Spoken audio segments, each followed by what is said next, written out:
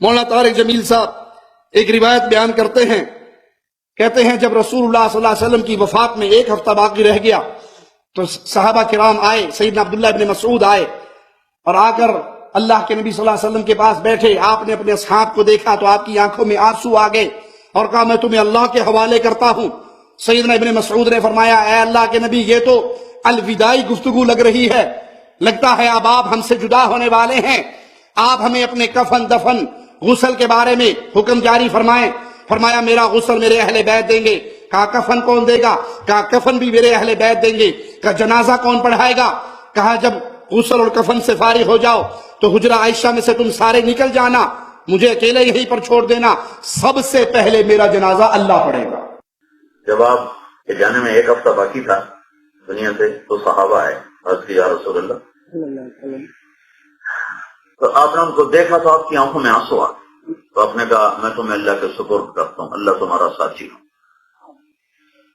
تو عبداللہ بن مسعود نے پوچھا کہ یا رسول اللہ یہ تو باتیں رخصتی کی ہیں کہ جیسے جانے کا وقت قریب آ چکا ہے، تو آپ کو غسل کون دے گا؟ کہا میرے اہل بیت مجھے غسل دے۔ آپ کو کفن کون دے گا؟ کہا میرے اہل بیت مجھے کفن دے۔ آپ کو قبر میں کون اتارے گا؟ کہا میرے اہل بیت مجھے اتارے۔ آپ کا جنازہ کون پڑھے گا؟ تو اس پر آپ کی آنکھوں میں آنسو آ گئے۔ یہ حجرہ عائشہ بتا رہا ہوں، یہ حجرہ عائشہ، اما عائشہ کا حجرہ کیا حجرہ ہے؟ تو آپ کی آنکھوں میں آنسو آ گئے۔ تو آپ نے کہا تمہارے نبی کا جنازہ ایسے نہیں ہے جیسے ہمارے ہوتے ہیں، ابھی بتانے لگا۔ تو آپ نے کہا جب تم مجھے غسل دے دینا تو تم سارے باہر نکل جانا، سب سے پہلے اللہ میرا جنازہ پڑھے گا۔ تو حجرہ عائشہ وہ ہے جہاں اللہ تعالیٰ مکان و لا زمان ہے، لہذا اس کا جنازہ پڑھنا وہ جانے اور اس کا رسول جانے۔ میں تو تمہیں خبر صحیح سنا رہا ہوں، کہا کہ سب سے پہلے میرا اللہ جنازہ پڑھے گا، اس کے بعد جبریل اور میکائیل اور اسرافیل اور عرش کے فرشتے مقرب وہ آئیں گے اور میرا جنازہ پڑھیں گے، پھر 7 آسمان کے فرشتے اتریں گے اور میرا جنازہ پڑھیں گے۔ اس کے بعد پھر تم پہلے مرد آنا، چارپائی کے ساتھ کھڑے ہو کر میرے لیے دعا کرنا، اللہ اکبر۔ نماز کی نیت یہ نہیں ہوا، پھر جب مرد ختم ہو جائیں تو عورتیں آنا، جب عورتیں ختم ہو جائیں تو بچے آنا، جب بچے ختم ہو جائیں تو تمہارے نوکر ملازم غلام آئیں گے، پھر اس کے بعد مجھے اللہ کے سپرد کرتے ہیں۔ یہ ازواج کا مقام بتا رہا ہوں۔ انا للہ و انا الیہ راجعون، انا للہ و انا الیہ راجعون، انا للہ و انا الیہ راجعون۔ بھائی یہ کہاں ہے؟ اس کی حقیقت کیا ہے؟ اس کی اصل کیا ہے؟ یہ من گھڑت جھوٹی روایت ہے۔ لا حول ولا قوة الا باللہ، انا للہ و انا الیہ راجعون۔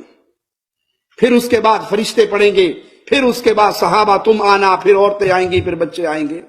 کیا یہ رسول اللہ صلی اللہ علیہ وسلم کا فرمان ہے یا آپ کی طرف منسوب جھوٹ اور من گھڑت ہے جو لوگوں نے تلاش کے آپ کے ذمہ لگا دیا؟ ایک اور روایت سناتے ہیں کہ اللہ تعالیٰ نے کائنات کی تخلیق سے 1000 سال پہلے سورۃ یاسین کی تلاوت کی، اور اس میں کیا ہے؟ انک لمن المرسلین۔ انک قریب کو کہا جاتا ہے جو سامنے کھڑا ہو۔ تو جب زمین بھی نہیں تھی، آسمان بھی نہیں تھا، کائنات بھی نہیں تھی، اللہ اپنے حبیب کو وجود دے کے اپنے سامنے کھڑا کر کے کہہ رہا تھا تو میرا رسول ہے۔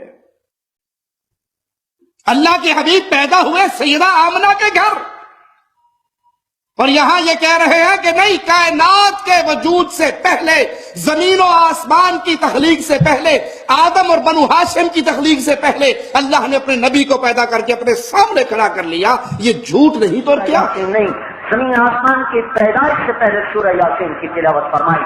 آپ کی پیدائش تو ہو رہی ہے آج سے 1425 سال پہلے، اور نہ زمین تھی نہ آسمان تھا، ہے نہ عرش تھا نہ فرش تھا، نہ فلک تھا نہ چاند تھا، نہ سورج تھا نہ تارے تھے، ایک اللہ تھا اللہ۔ جب زمین آسمان نہ ہو تو آدم کہاں سے آئیں گے؟ آدم کہاں سے آئیں گے؟ عرب کہاں سے آئیں گے؟ بنو ہاشم کہاں سے آئیں گے؟ عبداللہ کہاں سے آئیں گے؟ آمنہ کہاں سے آئیں گی؟ ابھی تو کچھ بھی نہ تھا، نہ دھرتی نہ آسمان، نہ یہ نہ وہ، نہ شرق نہ غرب، نہ شمال نہ جنوب، اللہ اللہ اپنی ذات میں اللہ۔ زمین آسمان کے پیدائش سے 1000 سال پہلے اللہ نے کہا یاسین والقرآن الحکیم انک لمن المرسلین، مجھے قسم ہے مجھے قسم ہے قرآن حکیم کی، اے میرے محبوب تو میرا رسول ہے۔ کاف انکا کاف کا لفظ بولا جاتا ہے جب اگلا سامنے بیٹھا ہو۔ تو کا مطلب ہے کسی سامنے سے بات ہو رہی ہے، وہ کا مطلب ہے کسی غائب کے بارے میں بات ہو رہی ہے۔ تو اللہ کہہ رہا ہے انکا آپ، اے میرے محبوب آپ، اے میرے محبوب تو۔ یہ من گھڑت قصہ نہیں، من گھڑت روایت نہیں، تو اور کیا ہے؟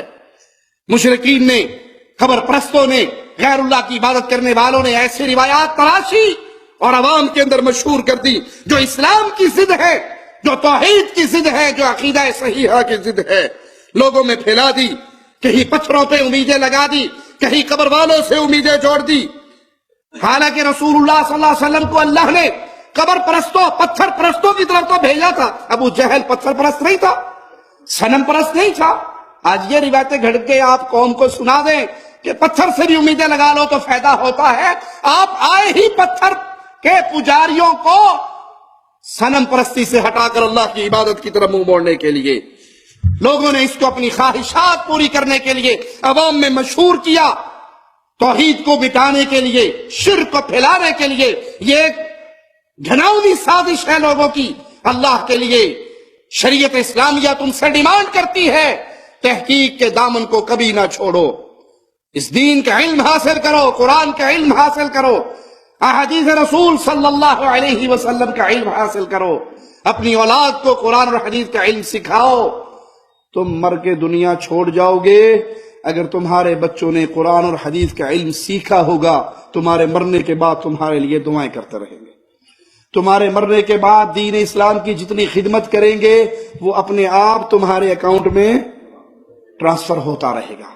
آج اپنی آخرت کے لیے کچھ کرو، آج اللہ کی وحدانیت کے لیے غور اور فکر کرو، اس تحریک کو عام کرنے کے لیے اپنی ہر صلاحیت کو استعمال میں لے آؤ۔ اللہ سے دعا ہے اللہ ہمارے گناہوں کو معاف فرمائے، اللہ ہماری خطاؤں کو معاف فرمائے، اللہ ہمیں زندہ رکھے، ایمان پہ رکھے، توحید کا عقیدہ، توحید کا لا الہ الا اللہ کے پیغام کا خادم بنا کے رکھے۔ جب تک زندہ رہیں ہماری جان، ہمارا مال، ہماری صلاحیتیں، ہمارا ایک ایک لمحہ خالق و مالک کی عبادت میں گزرے۔ پیارے بھائیوں، یہاں پہ یہ جملہ یاد رکھنا، آپ دنیا کا کوئی کام بھی کریں اس کو سیرت محمد الرسول اللہ کے مطابق کریں تو آپ کا وہ عمل آپ کے لیے قیامت کے دن باعث اجر و ثواب ہوگا۔